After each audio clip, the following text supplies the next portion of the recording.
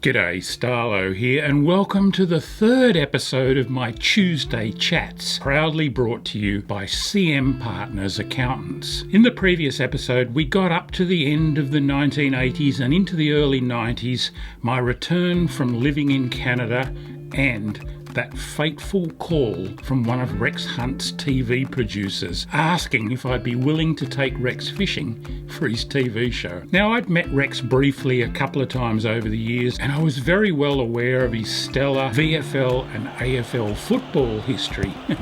He played over 200 first grade games for Richmond, Geelong and St Kilda, including 2 premiership appearances. But it was as a fisherman that I knew him best, and I know how passionate he is about his fishing. He'd had radio shows about it. He'd even had a brief stint on TV in Victoria in the early 80s with a show called Real Action. But it was in 1991 that he got his Rex Hunt show up on Channel 7 in Melbourne. Now, I believe that it was on quite late at night on a weeknight, and it only showed in Victoria in those days. But come 92, he got the gig to go national. So, of course, he needed contacts right around the country to produce the material for a national TV show, and that's where I came in New South Wales. I'd done a tiny little bit of work in front of a camera back in the old Go Fish Australia days. Do you remember that? The John Mellion hosted show on the ABC? I'll talk about that in a future episode as well. And I'd done a little bit of work in front of the TV cameras over in Canada for the Canadian sport fishing show. I'd done a few videos and things as well, including Going for Gold.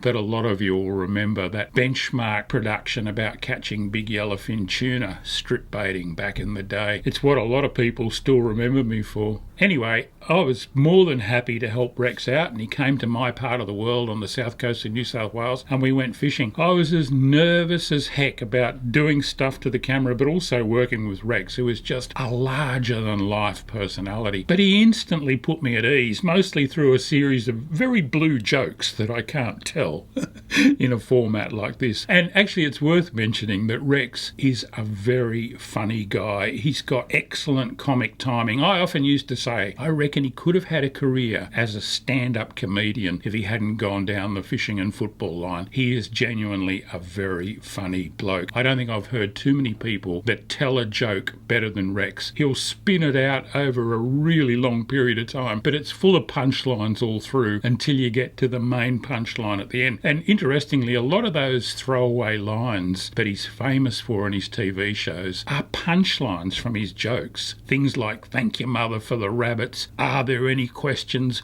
"Waving her wooden leg," and others that I won't go into. And every time he used one of those lines, we'd crack up because we'd know the joke. We'd probably heard it half a dozen times. Always a slightly different version though. Getting back to the story, I took Rex fishing, and I must have done a few things right because I got invited back to do it again, and eventually I ended up with my own little segment on the show. Mostly I was reviewing tackle or catching bait or whatever.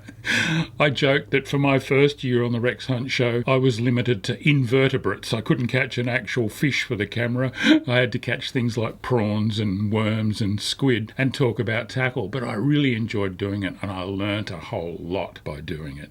The other great thing about working on the show was all the wonderful people that had hooked me up with, most notably Kay Bush, better known to most of you simply as Bushy. Now, I'm on record on many occasions as saying that Bushy is the best multi-species, multi-method angler that I've ever had the good fortune to fish with, and I absolutely stand by that. He is a freak when it comes to fishing. There's nothing he can't do, and he's an incurable tackle tinkerer as well. His dad was an engineer, and I think he inherited a lot of that. He's very good at building things and modifying things and repairing things, and he's always thinking about a better way to do things, how to invent a better mousetrap. And boy, oh boy, did I learn a lot from fishing with Bushy. Mind you, make no mistake, Rex is no slouch as an angler either. He's very good. He had a strong background in fishing for snapper and King George whiting and trout and redfin and all sorts of other species.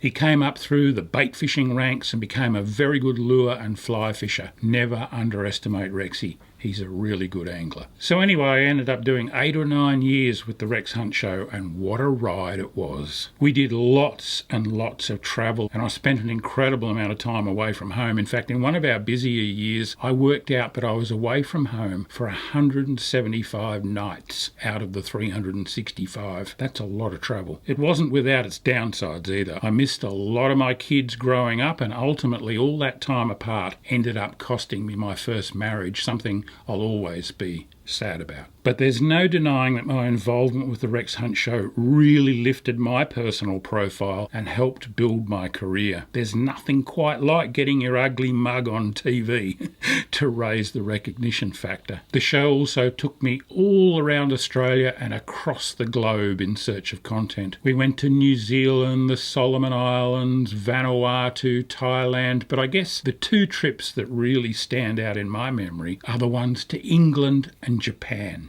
I would never have been able to afford to go to either place as a struggling fishing writer. In England, we fished for all manner of species, including things like pike and perch, that's redfin in the freshwater, and Atlantic cod and European sea bass offshore. That day jigging for cod with Bushy on Stu Arnold's charter boat out in the English Channel was one that I'll never forget. Stu had literally thousands of wrecks marked on his plotter, and they ranged from Spanish galleons that had sunk in the 16th century to German Messerschmitts that were shot down during the Battle of Britain. It was like a history lesson and a fishing trip combined. When we pulled up on one of those wrecks, Stu had a look at the sounder screen, stuck his head out the cabin door and shouted to Bushy and I, "Lads, you're going to fill your boots here." And we did. Every drop with our jigs was a cod. I have slightly less rosy memories of our sea bass trip. We went out with a really switched on local crew. In fact, they were commercial rod and reel fishers. They were catching sea bass for the restaurant market using rods and reels, so they knew their stuff. We used live sand eels as bait, and they'd sussed out a really good method for using them.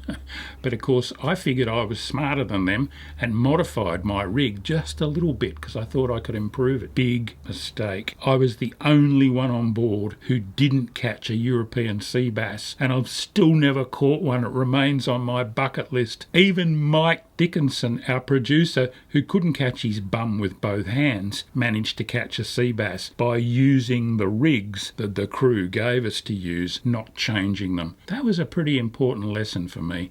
Listen to the local experts. It's one I've never forgotten. But we had so much fun in England. Oh, and while we were in England, we also got to visit the River Itchen, a famous chalk stream in the south of the country, and fly fish for brown trout and grayling in those hallowed waters. That was pretty special too. You know, the Rex Hunt Show was on in something like, I think it was 162 countries all around the world, and it was huge in England, Ireland and Wales. I reckon we got recognised more often over there than we did back here in Australia. I still remember going up to a fruit stall selling these incredibly delicious strawberries on the street in London and buying a pound off the bloke behind the counter, and he took one look at me and he said, "You're Rex's mate, aren't you?" I said, "Yeah, I am." So he gave me an extra pound of strawberries to give to Rex, and that sort of thing happened all the time when we were in England. Another funny aside though, everyone remembered Bushy's name. I guess it's the big moustache and everything, but I was just Steve in those days, and people easily forget that. And we were in Billingsgate Fish Market at about 4 a.m. one morning to film a segment. We're walking along, and one of the big burly fishmongers in his bib and brace overalls behind one of the stalls calls out and said, "Hey, look, it's Bushy and his mate Dave." Oh dear. People still lean out of car windows and wave to me and go, "Hey, Bushy." I guess it's only fair that they remember him better than me. He's a better fisherman. Anyway, back to the story. Japan. Now, what a trip that was. What a country. I absolutely loved Japan. I'd love to get back one day. I don't think I ever will. But boy, we had a lot of fun over there. And we got to see some amazing stuff. We went to the Shimano factories. We went to fish breeding facilities. We rode on the bullet train. And we did a bit of fishing. I got to go herra fishing in a stocked pond. Now, herra are in the carp goldfish family. I think they might actually be a crucian carp. And I got to fish with with a local expert. We were using relatively short tenkara-style poles with the line attached directly to the end and floats and like a pudding bait. And it was a really tricky fishery, but eventually I sort of partially sussed it out and I did manage to catch a couple thanks to the help from this local expert, who, by the way, didn't speak a word of English, so we did a lot of sign language. Luckily, we did have an interpreter as well. Funny story about that. For the camera, I'd talk to the expert, then the interpreter would interpret the question. He'd give his answer in Japanese, the interpreter would tell me, but all that got cut out in the editing, so it was me asking him a question and turning around and saying to the camera what his answer was, and people said, "Wow, we didn't know you spoke such fluent Japanese." The wonders of TV. The other remarkable kind of fishing that we got to see was AU fishing. Now, AU are a relatively small member of the trout salmon family that are native to Japanese rivers, and they're largely vegetarian. They eat a mossy weed that grows on the rocks in the river, but they're also highly territorial and quite aggressive. So what you do at the beginning of your day's fishing is go and buy an AU from one of the AU dealers. I don't know how they catch them in the first place. They must net them or something. And then you put that in your little live bucket and you take it out and you get on the river and you truss it up with a bridle rig through the nose and a little trailing bit of line to a small ultra sharp treble hook that goes in back near the tail of the AU. And then you use a massively long pole. Some of them were 10 to 12 metres long, these graphite poles that were worth thousands of dollars even back in those days. And you'd present your AU into the river and swim it into all the likely little nooks and crannies behind the boulders. And if there was another AU there, he'd come in and attack yours and hopefully get hooked on the treble, and you'd swing them both out of the water and catch them in your landing net. Rexy and I didn't even try to do it. These local experts, they were Shimano Pro Team members. They made it look so easy. It was like a ballet. It was a beautiful thing to watch. Oh, and interestingly, the AU are also called sweet fish in Japanese, and they're really, really tasty. So they're quite keenly sought after. We were based in Osaka and we travelled around quite a bit. We got to go up into the hills and see traditional cormorant fishing, which is done at night with a big basket of fire hanging over the bow of the boat. And the cormorant handlers have got, 6, 8, 10 cormorants all on separate cords. They're holding them and there's this tangle of cords coming out of their hand, and the cormorants are swimming, diving down, grabbing various small to middling fish, which they can't swallow because they've got a rubber ring around their neck. And the cormorant handler has to stop all these cords getting tangled, and then when he sees one of his cormorants with a fish, he brings it in, shakes it out into a basket and puts the cormorant back in. They were amazing to watch. Really, really skilled operators. That was a lot of fun. In fact, the whole Japanese trip was a lot of fun and a real eye-opener. But as great as all those trips were, that travel has its downsides, and it's not just all the time you spend away from home. It's living out of suitcases, it's queuing up at airports, it's dragging heavy bags and all your gear and all the camera gear from a bus to a motel at some crazy hour of the morning, and then repeating the whole process in reverse a couple of hours later after not enough sleep.